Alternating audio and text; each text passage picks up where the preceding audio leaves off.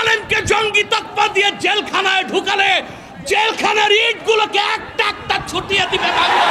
মুজিবের ৩২ নাম্বার যদি ভাঙ্গা যায়, প্রথম আলোর অফিসকে মাটির সাথে গুড়ায় দিতে হবে। শাহজালাল ইয়ামানির উত্তরসূরিরা আরেকবার দেশের স্বাধীনতা রক্ষায় সশস্ত্র বিপ্লবের ডাক দিতে বাধ্য হবে। আমি বলে থাকি, জাতিসংঘ, United nation is nothing but A Christian club. জাতিসংঘ মুসলমানের পক্ষে কখনো কাজ করে না, অমুসলিমদের অধিকার রক্ষাই তাদের কাজ।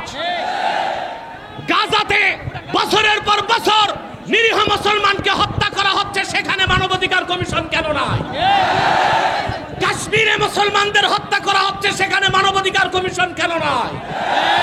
চায়নার উইগুরে মুসলমানদের হত্যা করা হচ্ছে, সেখানে মানবাধিকার কমিশন কেন নাই? আমরা জানি মানবাধিকার কমিশন কেন।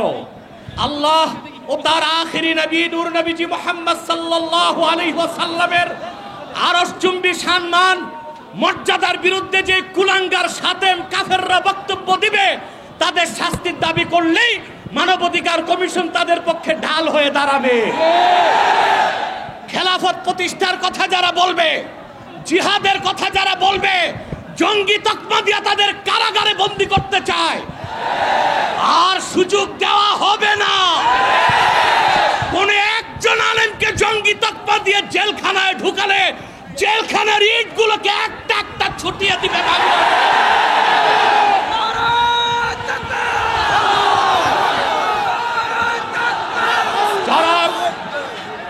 যারা শরিয়া রাষ্ট্র চায়, যারা জিহাদে বিশ্বাসী, তাদেরকেই পশ্চিমারা জঙ্গি বলে।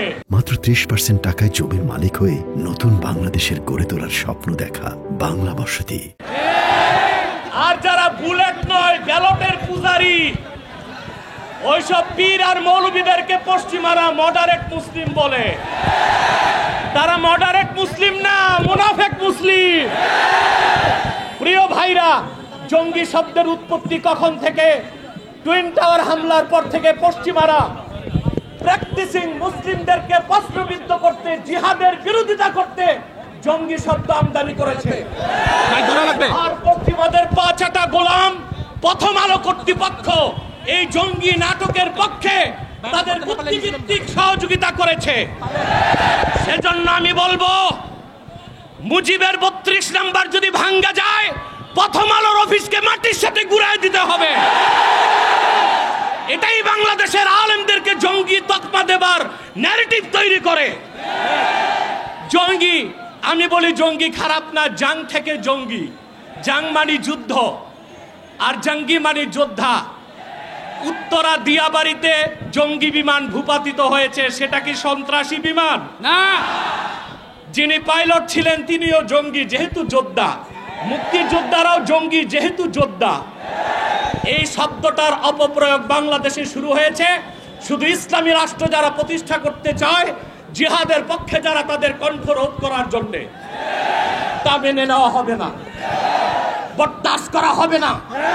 এই মহাসমাবেশ থেকে ডক্টর ইউনূসকে বলছি, কান পেতে শুনে রাখুন, আপনার হালুয়া রুটির ভাগ যারা খায়, আপনাকে তারা বাঁচাতে পারবে না। অনতি বিলম্বে উলামায়ে কেরামকে জঙ্গি তকমা দেওয়া বন্ধ করতে হবে।